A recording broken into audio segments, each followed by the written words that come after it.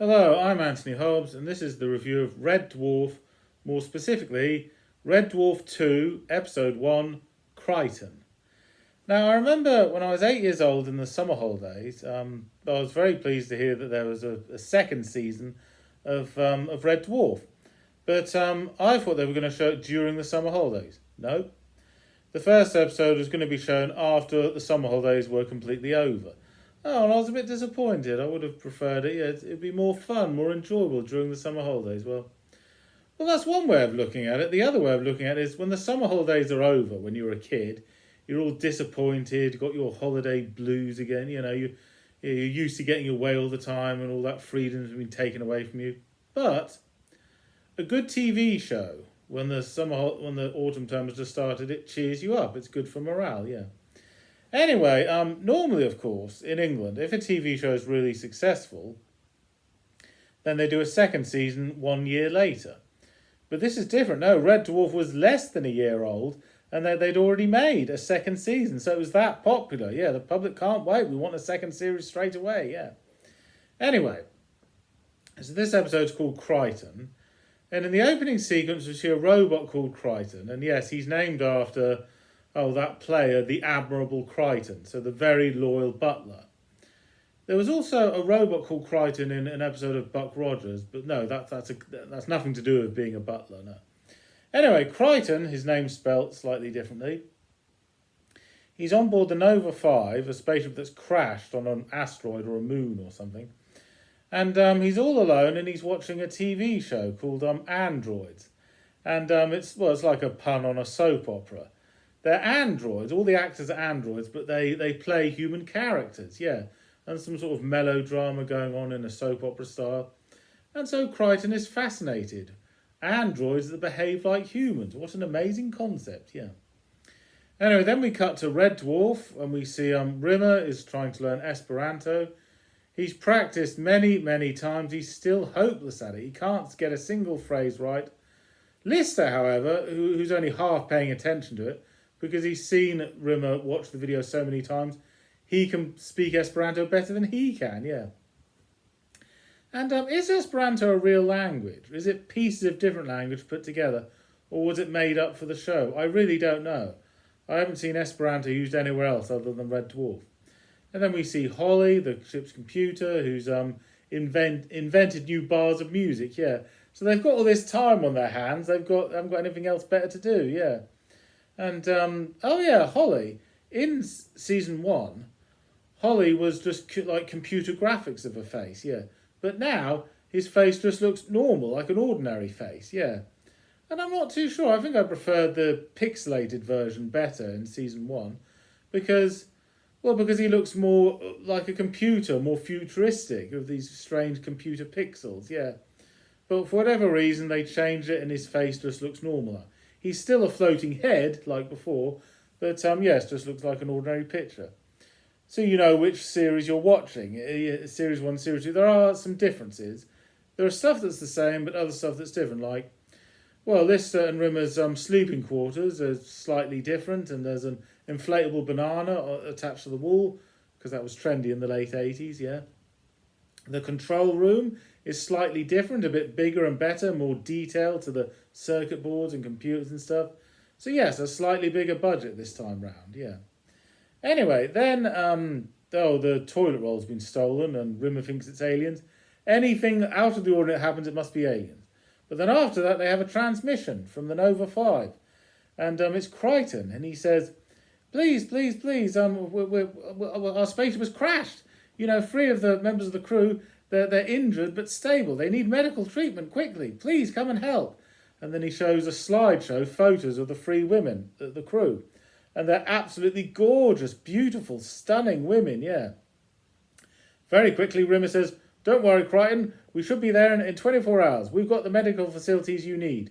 By God, we'll save those ladies, or my name's not Captain Rimmer, space adventurer. Oh, thank you, Captain, thank you, yes. We'll see you in 1 day, yeah. Transmission ends, and Lister says, what was all that about? You saying you being a space adventurer? And Rimmer says, well, what am I supposed to say? Don't worry, we'll save you, or my name's not Second Technician Rimmer and his team of vending machine repairmen. Actually, we know sod all about space travel, but if you've got a block nozzle, we're your lads. That'll fill them with confidence, won't it? Okay, so yes, they don't have all the necessary qualifications, but you've got to boost morale. Yeah, that's important, yeah. And they've only got 24 hours, and Cat says, what, only 24 hours? That's not nearly enough time. And he's got to make himself look as cool as possible. Plus, there's 3 women, and there's 3 of them, so 1 for each of them if this is successful. And then Lister says, this is a medical mission, an errand of mercy. We're not on the pull. Or are they? The first female company in 3 million years, yeah. So Lister, he gets his nice clothes. Well, I say nice clothes. They're clothes that are so mouldy and haggard, he has to get a hammer to bash all the grime out of all the clothes. Seriously? A ship 5 miles long, and that's the best clothes he can find to wear. Rimmer, however, is making a real good effort. He has a hologram version of an admiral's uniform. He wants to look really nice. Now, you could say, how could Rimmer get a girlfriend? He's a hologram. He can't touch anything. He can't cuddle and kiss anyone. So, it's his company, isn't it? He gets to talk to people other than Lister and the cat. So, yes, yes, even though he can't touch anything, Rimmer can still get lonely just like an ordinary person. And then Lister says something nasty about him, and Rimmer says, I knew it. It started. The put-downs. You always put me down whenever we meet girls. Anything to big yourself up. Well, for once in your life, can you say something nice?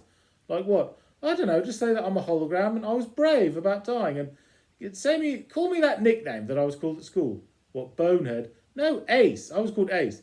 No way were you called Ace. No, I'm sorry. I can't picture you as an ace. That's crazy. Now, this is just 2 seasons before we first meet the character of Ace Rimmer. This is like a precursor to that. Well, yes, the concept of Rimmer being called Ace is ludicrous at this point, yeah. Anyway, then we cut to the Nova 5, and we see Crichton, and we, the audience, get a horrible shock. There are 3 women on board the Nova 5, indeed, but they're all dead. But Crichton it's not in his programme. He doesn't seem to understand the concept of life and death. And he continues looking after them. He continues feeding them, grooming their hair, putting lipstick on them. All 3 of them are dead, but he continues looking after them. He's crazy. He's one wacko android, yeah.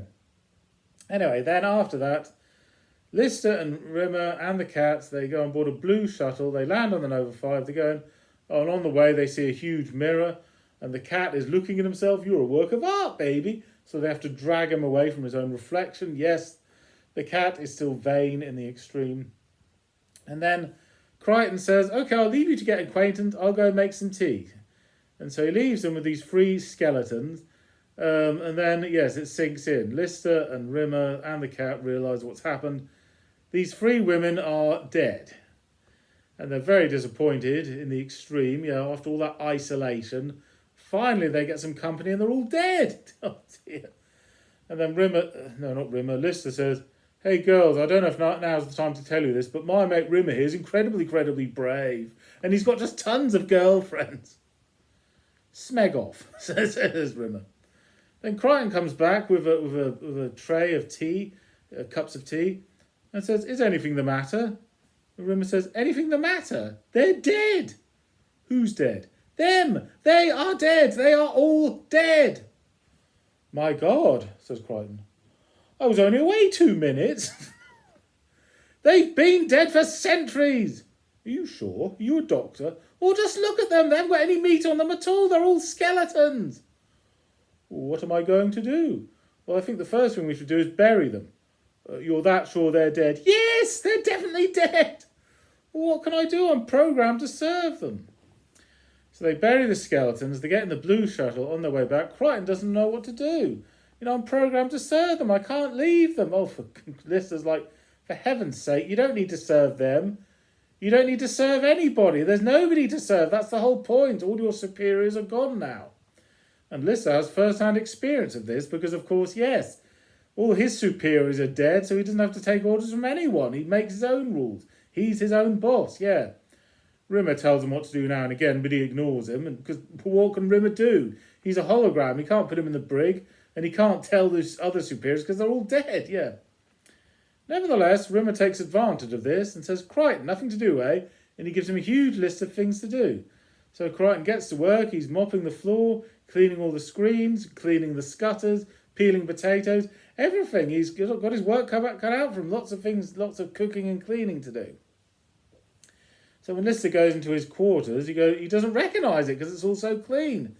Is this my underwear? No, where? These my boxers. They bend, And he says to Crichton, do you have any ambitions other than serving people? And he goes, well, I have sleep. And I watch the soap opera, Androids. Oh, wow, that sounds wild. Don't you want to do anything for yourself? Be your own man. Have some self-respect, yeah. He persuades Crichton, but Crichton won't listen. And Rimmer says, well, that's the way of the universe. Some beings are put in this universe to command, others obey, The cat says to Crichton, where's your dignity, you never catch a cat being a servant. A cat never behaves like a dog. No, I will not get the stick. I'm busy. Go and get it yourself. If you wanted it so badly, what do you throw it away for in the first place? So, yes, that's a fundamental difference between a cat and a dog. And yes, some creatures serve and some don't serve. They do whatever they want their own way. And then we see Crichton has finished painting a picture of Mr. Arnold, as he called him. And there's a picture of Mr. Arnold. The top half is a masterpiece. The second half, it's him sitting on the toilet. So he's making fun of him. What are you doing? And Crichton says, I think I'm rebelling. What are you rebelling against? What do you got? Smeg for brains? Dinosaur breath? Molecule mind? Yeah, he insults him. Yeah, he stands up for himself. And he borrows Lister's bike and goes riding around the cargo decks in a motorbike. Oh, and he wears a hat like Marlon Brando. So that's a pun on the wild one, yeah. So, yes, a robot that is trying to imitate human behaviour, do something for himself, yeah. So, yes, he rebelled against Rimmer, yeah. And I remember when I first saw this episode, I thought, Crichton the robot, that's a good character. There's a lot of potential there. We should see more of him. We don't see him for the rest of the series, that's a shame. But, as if on cue, Crichton becomes a regular character in Series 3. So there we are, yeah. So, well, why didn't he become a regular character straight away? Well, I guess because the writers of the show were testing the water, yeah. Let's just put Crichton in one episode, see how that goes from there, yeah. Because you can't just bung in a brand new character just like that. The fans are going to want to see what they're used to, the same format as Series 1, yeah. So that's why Crichton was only in one episode. But yes, what an intro. Well, yeah, he gets all the best laughs in this episode, yeah. So the first appearance of Crichton, yeah. And also it shows how you must obey your superiors, yes, whether you're a robot or a human. But what if they're not here? What if none of your superiors are here? Well, you're going to have to look after yourself. You have to fend for yourself if that happens, yeah. There's a time for serving others and a time for being your own boss, yeah. Okay, thank you for watching. I'm Anthony Hobbs, and I'm never bored.